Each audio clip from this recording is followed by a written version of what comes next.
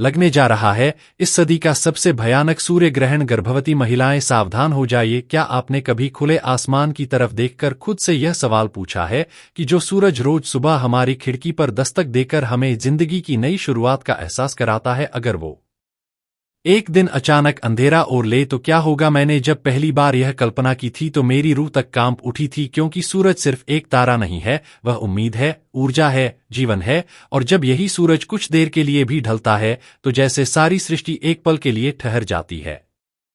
जब सूर्य ग्रहण का जिक्र होता है तो मेरे अंदर एक अजीब सी बेचैनी उठती है। ऐसा लगता है जैसे आकाश कुछ कहना चाहता है, कोई मौन संकेत, कोई अनचाहा संदेश जो शब्दों से नहीं भावों से उतरता है। और अब वो क्षण फिर से करीब है। 2025 का दूसरा सूर्य ग्रहण धीरे धीरे अपनी छाया में इस धरती को समेटने आ रहा है। पहले सूर्य ग्रहण ने जिस तरह देश दुनिया का ध्यान खींचा था वो आप सबने देखा होगा, लेकिन अब हर दिशा से एक ही सवाल उठ रहा है, क्या यह अगला सूर्य ग्रहण भारत में दिखाई देगा? और अगर हाँ तो किन शहरों में के समय? और सबसे अहम सवाल, क्या यह ग्रहण हमारे जीवन को किसी तरह से प्रभावित करेगा? मैं आपसे एक अनुरोध करना चाहती हूँ, इस वीडियो को कहीं से भी स्किप मत कीजिए, क्योंकि जो बातें मैं आपसे साझा करने जा रही हूँ वो सिर्फ जानकारी नहीं है, वो अनुभव है, चेतावनी है और शायद कुछ ऐसे रहस्य भी जो हमारी चेतना को झकझोर सकते हैं। और हाँ, अगर आप जानना चाहते हैं कि आपके शहर में सूर्य ग्रहण के समय और कितनी देर तक दिखेगा तो नीचे कमेंट जरूर करिए, मैं खुद आपको उसका सटीक जवाब दूंगी। अब जरा उस तारीख की बात करते हैं जो सिर्फ एक खगोलीय घटना नहीं है बल्कि एक गहरा आध्यात्मिक अनुभव बनने वाली है। लेकिन उससे पहले मैं आपसे एक सवाल पूछना चाहती हूं, क्या जब चांद सूरज और धरती के बीच आकर कुछ पल के लिए रोशनी को ढक देता है तो वो सिर्फ संयोग होता है, या फिर यह प्रकृति की कोई बहुत गहरी योजना है? क्या यह कोई ब्रह्मांडीय संदेश है जो हमें अपने भीतर झांकने के लिए मजबूर करता है? हर सूर्य ग्रहण के साथ एक और रहस्यमय हेलो जुड़ा होता है। सूतक काल, यह का सूर्य ग्रहण शुरू होने से 12 घंटे पहले प्रारंभ होता है और हमारे शास्त्रों में इसे बेहद गंभीरता से लेने की सलाह दी गई है। इस दौरान कोई भी शुभ कार्य वर्जित होता है, खासकर गर्भवती महिलाओं के लिए यह समय अत्यंत संवेदनशील माना गया है। कभी मेरे मन में भी यह सवाल उठते हैं, क्या ये सब सिर्फ मान्यताएं? लेकिन जवाब बचपन से घर के बुजुर्गों को इन परंपराओं को निभाते हुए देखते हैं। जब माँ तुलसी के पत्ते पानी में डालती है और दादी हनुमान चालीसा के पाठ में मग्न होती है तो ये सब केवल अंधविश्वास नहीं लगता, यह एक भाव होता है, एक आस्था जो हमें एक अदृश्य सुरक्षा घेरे में बांध देती है। शास्त्रों के अनुसार सूर्य ग्रहण के दौरान गर्भवती महिलाओं को नुकीली चीजों से दूर रहना चाहिए, जैसे सुई, कैंची, सिलाई, कढ़ाई की चीजें। माना जाता है कि इससे गर्भस्थ शिशु पर नकारात्मक असर पड़ सकता है। आप पूछ सकते हैं कि विज्ञान इस बारे में क्या कहता है? तो आज तक कोई वैज्ञानिक प्रमाण नहीं मिले हैं जो से पूरी तरह सिद्ध कर सकें, लेकिन क्या हर भावना को विज्ञान से मापा जा सकता है? शायद नहीं। हमारी परंपराएं अक्सर उन अनुभवों पर आधारित होती हैं जिन्हें केवल महसूस किया जा सकता है, और सिर्फ सावधानी बरतने की बात नहीं है। इस दौरान कुछ ऐसे उपाय भी हैं जिन्हें अपनाकर हम अपने आसपास की ऊर्जा को संतुलित कर सकते हैं। मैंने अपने घर में कई बार देखा है कि जैसे ही सूर्य ग्रहण शुरू होता है मेरे पापा शांत होकर महामृत्युंजय मंत्र का जाप करने लगते हैं। उस की ध्वनि पूरे घर में एक अद्भुत ऊर्जा भर देती है और हनुमान चालीसा का पाठ मानो एक दिव्य कवच की तरह आपको घेर लेता है। उस समय ऐसा लगता है जैसे डर, शंका, नकारात्मकता सब पिघलकर कहीं दूर चली जाती है। गर्भवती महिलाओं को इस दौरान भोजन और पानी से भी परहेज करने की सलाह दी जाती है, लेकिन अगर जरूरत हो तो ग्रहण से पहले ही उसमें तुलसी के पत्ते डाल देनी चाहिए। तुलसी सिर्फ एक पौधा नहीं है, वह एक सकारात्मक ऊर्जा का स्रोत है। हमारे पूर्वजों ने शायद यूं ही इसे पूजनीय नहीं बनाया। अब जरा कल्पना कीजिए उस पल की जब दिन उजाले में धीरे धीरे अंधेरा उतरने लगे, पक्षी अपने हौसलों की तरफ लौटने लगे, हवाएं थम जाए और सूरज हमारे जीवन का सबसे बड़ा प्रतीक जैसे किसी अनजाने रहस्य से ढक जाए। वह पल एक अद्भुत सन्नाटा लेकर आता है जिसमें आप केवल बाहर का नहीं भीतर का भी अनुभव करते हैं, जैसे पूरी सृष्टि थम जाती है और हमारी आत्मा बोलने लगती है। मैंने कई बार इस पल को सिर्फ आंखों से नहीं बल्कि आत्मा से महसूस किया है। ऐसा लगता है जैसे कोई शक्ति मुझे भीतर से कुछ समझाने की कोशिश कर रही हो, जैसे ब्रह्मांड के पास मेरे सवालों का जवाब हो और वो हर ग्रहण के साथ मुझ तक कोई संकेत पहुंचा रहा है।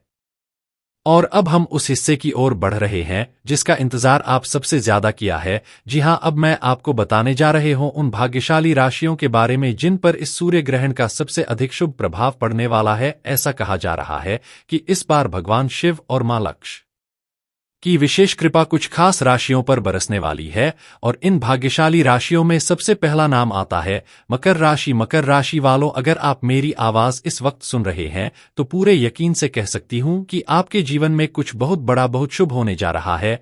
जैसे किस्मत खुद आपके दरवाजे पर दस्तक देने आ रही हो। जब दिन के उजाले में अचानक रात उतर आए तो समझ लीजिए ब्रह्मांड कुछ कह रहा है। ये वो क्षण होता है जहां अंधेरे की चादर ओढ़े हुए भी कुछ रोशनी हमारे भीतर उतरती है। और मैं आज आपको बताने जा रहे हूं कि इस रोशनी का असर किन राशियों पर सबसे ज्यादा होने वाला है। सबसे पहले मकर राशि वालों से शुरुआत करते हैं। अगर आप मकर राशि के जातक हैं तो यह समय आपके लिए एक सुनहरा मौका लेकर आया है। ऐसा लग सकता है जैसे किसी रुके हुए रास्ते पर अचानक गति आ गई हो। व्यापार में तरक्की के संकेत हैं और जो लोग नौकरी में हैं उनके लिए प्रमोशन या नई जिम्मेदारियां मिलने की प्रबल संभावना बन रही है। अगर आप विदेश यात्रा या वहां बसने का सपना देख रहे हैं तो यह सूर्य ग्रहण उस दरवाजे को खोल सकता है। भगवान शिव की कृपा विशेष रूप से आपके साथ है। बस मन को स्थिर रखें और इस समय का पूरा लाभ उठाइए। अब बात करते हैं मेष राशि की। मेष राशि के जातकों, आपके लिए यह सूर्य ग्रहण सौभाग्य की दस्तक है। कोई रुका हुआ कार्य पूर्णता की ओर बढ़ेगा। समाज में आपका मान सम्मान बढ़ेगा और जो निर्णय आप लंबे समय से टालते आ रहे थे अब उन्हें साकार करने का समय आ चुका है। यदि आप नया व्यापार, नया जैक या कोई बड़ा निवेश करने का सोच रहे हैं तो यह समय आपके लिए अत्यंत अनुकूल है। बस अपने आत्मविश्वास को बनाए रखें। इसके बाद आता है वृषभ राशि का नंबर। वृषभ राशि वालों, यह ग्रहण आपके लिए किसी वरदान से कम नहीं है। विशेषकर व्यापारियों के लिए यह समय बड़े लाभ का संकेत देता है। अगर आप विदेश जाने की तैयारी कर रहे हैं तो अब उसमें प्रगति होगी। साथ ही जो पारिवारिक तनाव या आर्थिक रुकावटें थी अब वो धीरे धीरे दूर होंगी। बस एक बात याद रखिए, विश्वास और धैर्य यही आपकी सबसे बड़ी पूंजी है। और अब तुला राशि। तुला राशि के जातकों के लिए यह सूर्य ग्रहण कई शुभ संदेश लेकर आया है। नौकरी में प्रमोशन की प्रबल संभावना है। वेतन में वृद्धि हो सकती है और अगर आप किसी परीक्षा या प्रतियोगिता की तैयारी कर रहे हैं तो उसमें भी सफलता मिल सकती है।